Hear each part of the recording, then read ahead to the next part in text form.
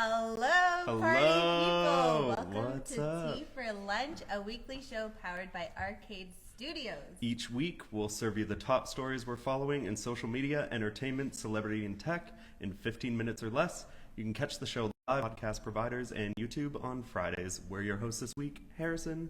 And I'm Mitzi. If you're watching this on Instagram, you're welcome because you get to see our custom shirts that we made for our dodgeball team. What's the team name? Out of office. That's right. Yeah. And I want to show the back. Yeah. How do we... Apologies if you're listening to this, but it's a really cool shirt. And it was designed by the one and only Harrison. He designed these shirts, and they're so cool. They have the Out of Office logo, the links on the back. If you're curious about how he designed it, you should check out There's our a reel. TikTok and Reel, where he actually walks through the entire process. It's really cool. It was a lot of fun. I had a blast. But speaking of dodgeball, we just came off of a really intense game on Tuesday. I actually played. Yeah. Which is a big milestone for me because I've had a few injuries and that I had to recover from, but it was a really good game. No, you slayed it. Yeah. I was proud of us. Yeah. And it was cool too, because like you brought the coach vibes. Like after every round, you just had like a really good saying or like mantra to like hype us up and like get us out of our head and like back on the court. My toxic trait is that every time I do any sort of physical activity, I feel like I deserve a championship ring. Like I feel like I was helping us get to that championship. And I really respect athletes and anyone who is part of a team because so much of it is mental. It's like physical and mental. And I feel like I have the mental. Like I feel like I have the mental stamina and endurance and like discipline up here. Mm-hmm. It just doesn't translate in my body.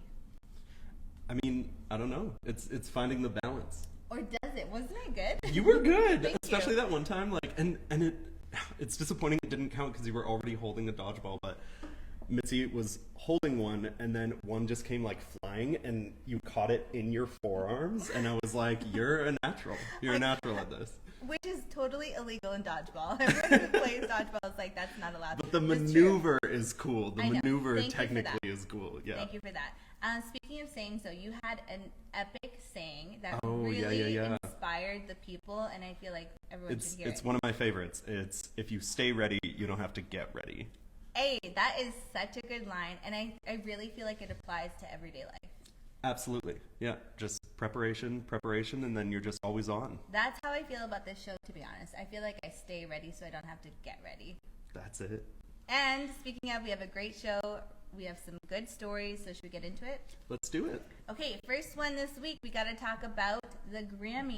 If you live under a rock, you don't know about this, but everyone else does. And you've probably seen all the coverage and all the viral moments, but last Sunday was the 65th annual Grammy Awards at the Crypto.com Arena. Weird. So weird to say that. But there were some huge major wins, including Lizzo. She won Record of the Year for About Damn Time. Harry Styles won Album of the Year for Harry's House. Bonnie Raitt won Song of the Year for Just Like That. Beyonce won Best Dance / Electronic Album. And she also won for Best R&B Song, right? Yes. Mm-hmm. And then the other big moment from that night is that she made history for being the most awarded or Grammy awarded artist ever, which was a huge deal. It was Beyonce's night.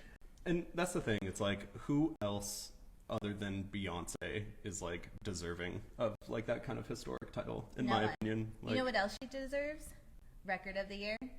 Yeah, that's true. She's never won that, which is such a shame. And the people who have won it have gone on to thank her for inspiring them. Like Lizzo, she won Record of the Year for About Damn Time, which maybe I'm like immune to like TikTok songs now. To me, it's just like white noise or like it's anything that's been popular on TikTok for too long. I equate it to like the stuff that I hear in the grocery store. Yeah, it's almost like a jingle to me. Yeah, it's not a real song. It's just like a background like soundtrack to me. So it was kind of, when I saw that, I was like, oh. But then at the same time, I'm like, okay, I guess that is a really good song.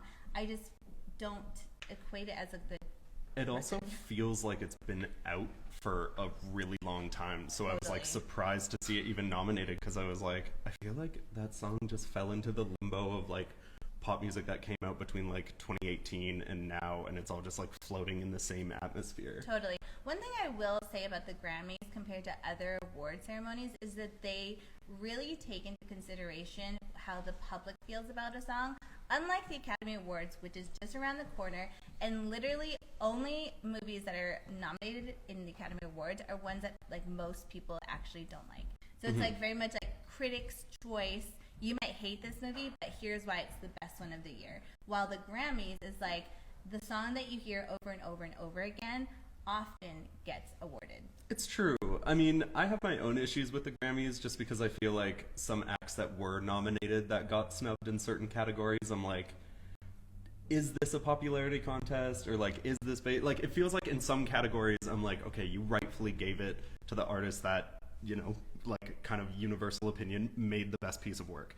But some categories, like the rock category, like the album going to MGK, I was just like, is it because it's MGK? Like, it just kind of felt like, you know, like a hi, look at us, we're the Grammys, and we care about like who's popular. And then other categories feels like, oh, you guys actually like are for the culture and like for the sound. They need to stop gatekeeping what the criteria is for these awards, because like, is it the best song?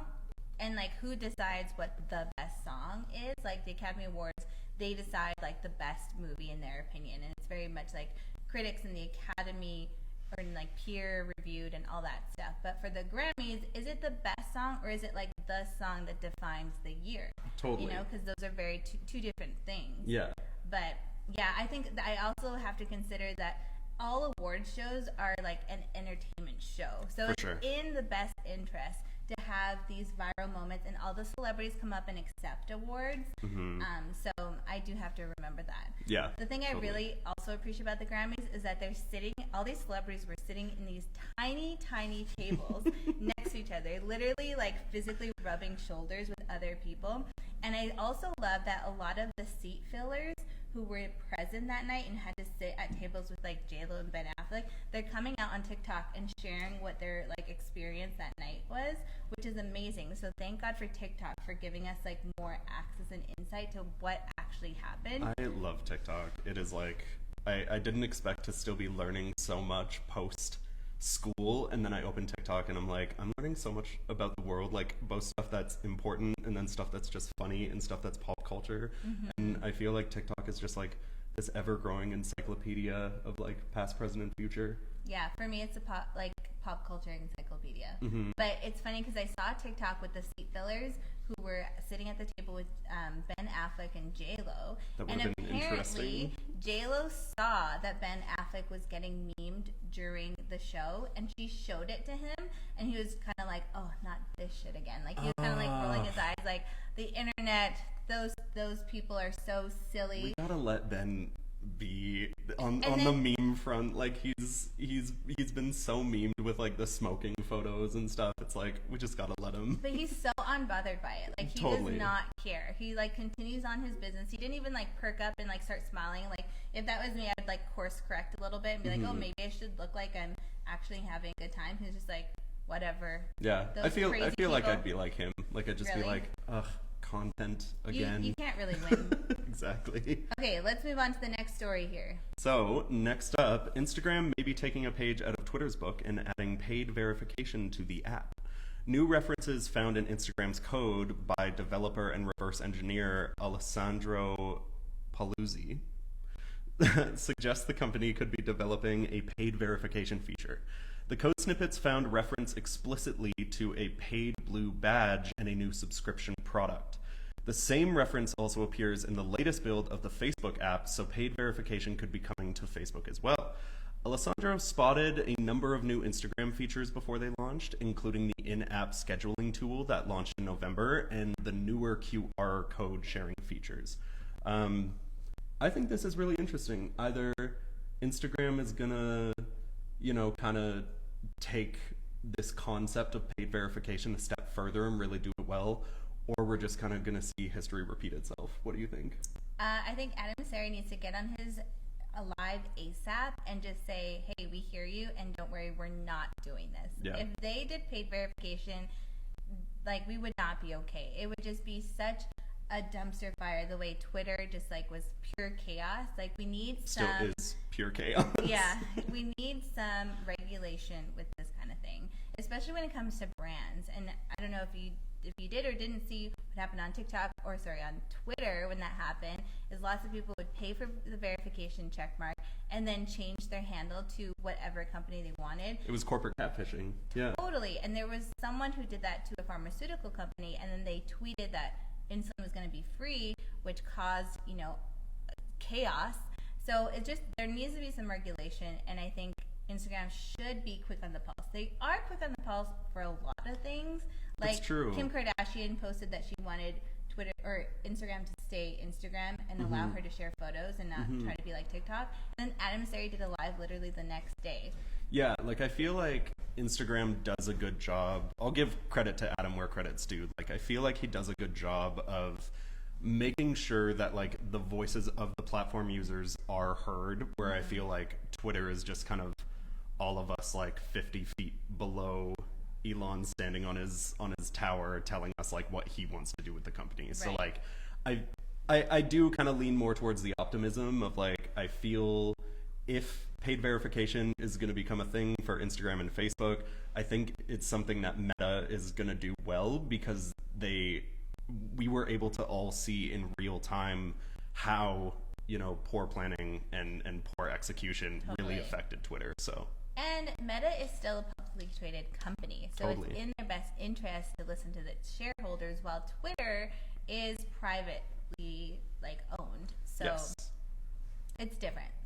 It's different. So hopefully that won't be coming. Hopefully good different. Yes, yeah. Exactly. Okay, last story of the day is a really cute one.